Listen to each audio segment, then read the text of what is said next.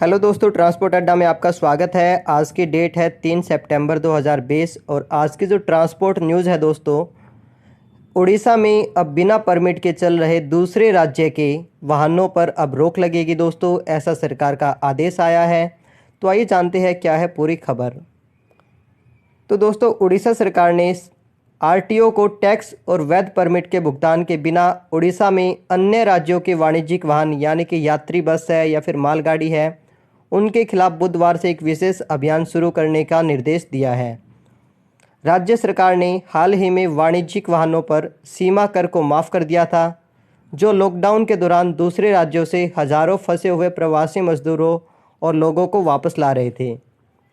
राज्य परिवहन आयुक्त संजीव बंदा ने बताया कि हमने आरटीओ को 7 सितंबर तक विशेष प्रवर्तन अभियान शुरू करने के लिए कहा गया है।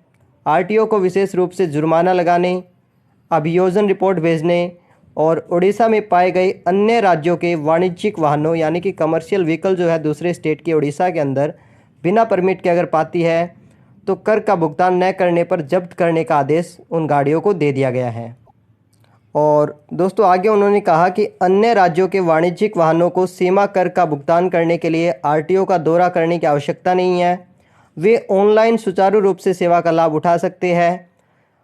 ड्राइवरों को www.prevent.gov.in पर जाना है और ऑनलाइन सेवाओं के तहत टैक्स का भुगतान करना है।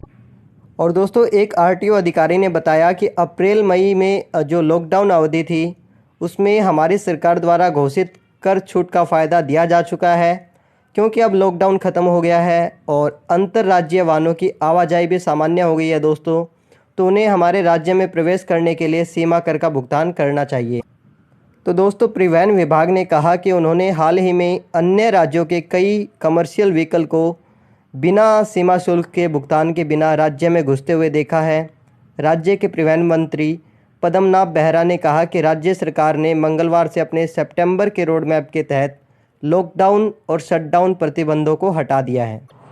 तो दोस्तों, उड़ीसा में अगर आपकी गाड़ी जा रही है तो बिना परमिट के आपको बिल्कुल नहीं जाना चाहिए। बिना परमिट के आपकी गाड़ी को वहाँ पे जब्त कर सकते हैं।